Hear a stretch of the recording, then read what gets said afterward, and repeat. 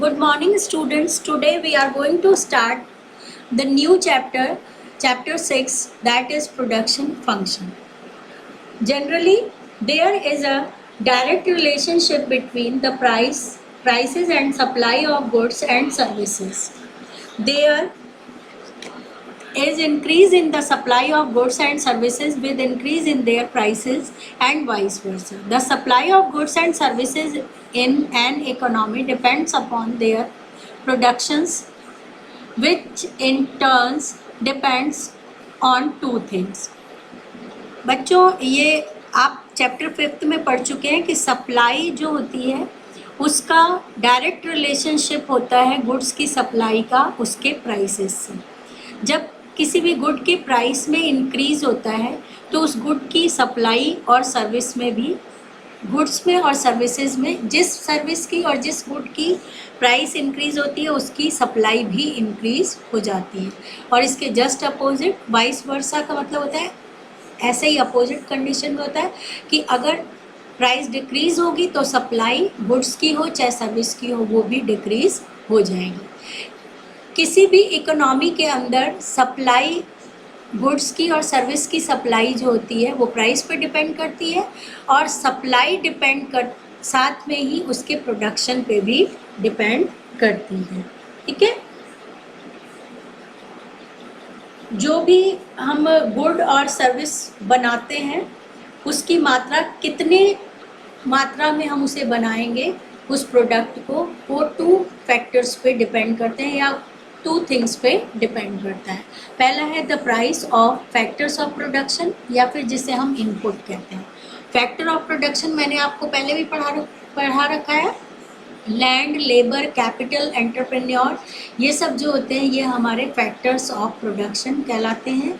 उन्हें हम इनपुट भी कह सकते हैं. ठीक है, फिर सेकंड है the physical quantitative relationship between input and output. Input और आउटपुट, इनपुट आपको पता है फैक्टर्स ऑफ प्रोडक्शन और आउटपुट जो होता है वो बना हुआ माल. समझ में आ गया? जैसे आपको मालूम है कोई भी सामान बनाने के लिए, जैसे कोई मान लो आपको रसगुल्ला बनाना है तो उस रसगुल्ले में जो पनीर, शुगर जो भी यूज़ होगा वो तो कहलाएगा इनपुट और बना हुआ रसगुल्ला जो होगा वो आपका कहलाएगा output.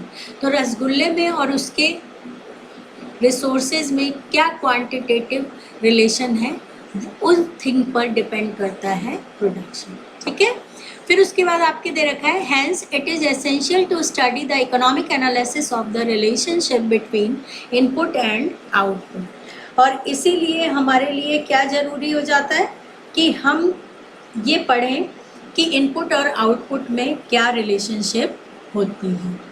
Various economic variable are closely related as in demand. बहुत सारे इकोनॉमिक वेरिएबल होते हैं जो डिमांड में कंपलसरी होते हैं या क्लोजली रिलेटेड होते हैं. Demand of good and price of good and services are related. Demand के अंदर हमने पढ़ा था गुड्स की प्राइस और डिमांड में रिलेशन होता है. ऐसे ही सप्लाई फंक्शन में हमने पढ़ा था supply of goods and services, ये उसकी प्राइस से रिलेटेड होते हैं. ऐसे ही सेम वे में प्रोडक्शन फंक्शन जो होता है वो इनपुट और आउटपुट के रिलेशन को शो करता है. जैसे डिमांड में हमने प्राइस और डिमांड के रिलेशन को पढ़ा था, सप्लाई में हमने सप्लाई और प्राइस के रिलेशन को पढ़ा था. अब प्रोडक्शन फंक्शन के अंदर हम प्रोडक्शन फंक्शन में हम आउटपुट और इनपुट के रिलेशनशिप को पढ़ेंगे. अब आउटपुट जो होता है वो तो बना हुआ प्रोडक्ट होता है जिसे हम तैयार माल कहते हैं और जो इनपुट होता है वो LKNTE होता है. L for labour, K for capital, C होगा वैसे यहाँ लेकिन आपकी बुक में K दे रखा है, उसको आप कैपिटल भी कह सकते हैं. फिर आपके लैंड मैनेजमेंट है, फिर टेक्नोलॉजी है, T फॉर टेक्नोलॉजी और E फॉर एंटरप्रेन्योरशिप. इन सब के रिलेशन को हम इसके अंदर पढ़ते हैं. अब हम पढ़ेंगे मीनिंग ऑफ फंक्शन. फंक्शन का क्या मतलब होता है, फलन जिसे हिंदी में कहते हैं. Function is a technical term of maths. Function जो है वो एक गणित का एक तकनीकी शब्द है, मैथ्स से आया है ये। It is a quantitative relationship between two variable, और ये मात्रात्मक संबंध को शो करता है, क्वांटिटेटिव रिलेशन को शो करता है। किस चीज़ के? डिपेंडेंट और इंडिपेंडेंट। अब यहाँ आपको ये समझना है डिपेंडेंट और इंडिपेंडेंट वेरिएबल का क्या मतलब है। देखो बच्चों, डिपेंडेंट वेरिएबल तो होता है आउटपुट, तैयार माल, और इंडिपेंडेंट वेरिएबल होता है इनपुट, यानी फैक्टर्स ऑफ प्रोडक्शन। आप नोट्स में भी ऐसे ही लिखेंगे, ऐसे 2 एरो लगाएंगे, या फिर आप वेरिएबल लिखेंगे, वेरिएबल को 2 पार्ट में बांटेंगे, 2 एरो लगाएंगे, एक के नीचे लिखेंगे इंडिपेंडेंट, दूसरे के नीचे लिखेंगे डिपेंडेंट। डिपेंडेंट के ब्रैकेट में आप लिखेंगे आउटपुट, और इंडिपेंडेंट के ब्रैकेट में आप लिखेंगे इनपुट। समझ में आ गया? अब इसको आपकी बुक में एग्जाम्पल से दे रखा है, y equals to F bracket में x। y जो है वो तैयार माल है, x जो है वो इनपुट है, फैक्टर ऑफ प्रोडक्शन। तो y is the function of x। y जो है वो किसका फंक्शन है? x का। x के कारण y तैयार हुआ है। अब ये x y से अगर कन्फ्यूज़न हो रहा है तो मैं एक नॉर्मल एग्जांपल बता देती हूँ। जैसे पनीर की सब्ज़ी बनाई है आपने, या रेस्टोरेंट में पनीर की बनी बनाई सब्ज़ी आप देख रहे हैं, तो वो बनी बनाई सब्ज़ी तो आपकी है y, और x जो है वो क्या है?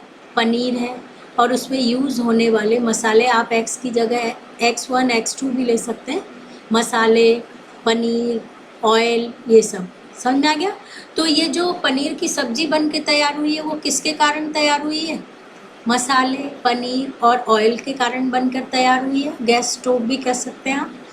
तो जो y है ना, यहाँ पनीर की सब्ज़ी मान लो, और x जो है वो आपके इंग्रेडिएंट्स मान लो। तो x के कारण ही y तैयार हुआ, इसीलिए y is the function of x कहलाएगा। It means y, which a dependent variable, is quantitatively related to independent variable x। इसका मतलब ये हुआ कि जो x है वो तो इंडिपेंडेंट है, वो किसी पे आश्रित नहीं है, लेकिन y जो है वो x पर आश्रित है, क्योंकि पनीर की सब्जी तभी तैयार होगी जब हमारे पास इंग्रेडिएंट्स होंगे। ठीक है? तो हमारी सब्जी क्या कहलाएगी? डिपेंडेंट कहलाएगी, और एक्स जो मसाले और पनीर वगैरह वो क्या कहलाएंगे? सॉरी, सब्जी डिपेंडेंट कहलाएगी, और मसाले वगैरह जो यूज़ हुए हैं वो इंडिपेंडेंट कहलाएंगे। तो उनके रिलेशनशिप को ही हम क्या कहते हैं? फंक्शन कहते हैं। अब इसे हम सिंबॉलिक फॉर्म में भी समझ सकते हैं, या सिंबॉलिक फॉर्म में जब हम लिखते हैं तो वो हमारी क्या कहलाती है? फंक्शन कहलाती है। अब इसी को आपकी बुक में एक बहुत ही इम्पॉर्टेंट इकोनॉमिस्ट का नाम दिया हुआ है। ये नाम आपको सुनने में थोड़ा सा अजीब सा लगेगा, लेकिन इन्होंने बहुत ही अच्छी तरीके से फंक्शन को समझाया है। अल्फा सी चियांग जो थे, इन्होंने ये समझाया है कि function in a specific order is a group of combination of variable. Function जो है वो एक ग्रुप होता है जो कॉम्बिनेशन ऑफ वेरिएबल को शो करता है, और वो कॉम्बिनेशन ऑफ वेरिएबल्स क्या होते हैं? इंडिपेंडेंट और डिपेंडेंट वेरिएबल, या इनपुट और आउटपुट। समझ में आ गया? आप इन वर्ड की जगह इनपुट और आउटपुट भी लिख सकते हैं। The characteristics of this function is that any value of x determines the unique value of y। यानी इस फंक्शन की सबसे बड़ी विशेषता क्या होती है? तो वो विशेषता ये होती है कि x ही y की वैल्यू को डिटरमाइन करता है, यानी जो हमारे फैक्टर ऑफ प्रोडक्शन की कॉस्ट होगी वही हमारे बने हुए माल की भी कॉस्ट होगी, उनका जोड़ होगा। फिर इसको एक एग्जाम्पल से आपकी बुक में समझाया है कि अगर हमें 1 मीटर कपड़ा बनाना है तो उसमें हमने क्या क्या यूज़ किया है? एक लेबर, 10,000 रुपये की मशीन, और 20 फीट लंबी और 20 फीट चौड़ी लैंड यूज़ करी है। तो जो ये 20 फीट ब्रॉड और 20 फीट लॉन्ग लैंड है, 10,000 की मशीन है और 1 लेबर है, ये किसके बराबर होगा? 1 मीटर कपड़े के बराबर होगा, क्योंकि उस कपड़े की जो कॉस्ट आएगी वो इन सब की वैल्यू का जोड़ होगी। समझ आया? तो उस जोड़ को ही हम क्या कहेंगे? 1 मीटर कपड़े की कॉस्ट कहेंगे। अब बच्चों एक बात अपने दिमाग में आप अभी यहीं क्लियर कर लें, कॉस्ट और प्राइस में डिफरेंस होता है। कॉस्ट जो होती है वो एक्चुअल कीमत होती है जो इनपुट की कीमत के बराबर होती है। इसीलिए यहाँ पे आपके 20 इंटू 20 1 लेबर और 10,000 इनको ऐड करने पर जो कीमत आएगी वही हमारी 1 मीटर क्लॉथ की भी कीमत होगी। अब हम पढ़ेंगे definition of production function. Production function has been defined by many economist, some of the definitions are follows. अब यहाँ पर आपके कुछ डेफिनेशंस दे रखी है हैंडरसन एंड क्वांट की, फिर उसके बाद डॉक्टर बलवंत कंदोई की दे रखी है, फिर ग्रॉगरी मैनक्वी की दे रखी है।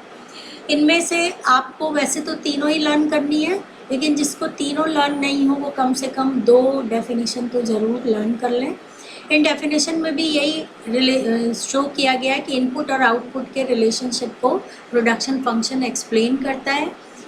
फिर ये इनपुट और आउटपुट को बलवंत कंदोई ने अलग से पूरा समझाया है मैनेजमेंट टेक्निक के आधार पे, वो दिया हुआ है। और मैनक्वी ने भी यही बताया था कि क्वांटिटेटिव रिलेशनशिप को ये शो करता है। ठीक है, अब ये आपको एज इट इज़ लर्न करनी है, इसमें आपको अपना दिमाग इस्तेमाल नहीं करना है।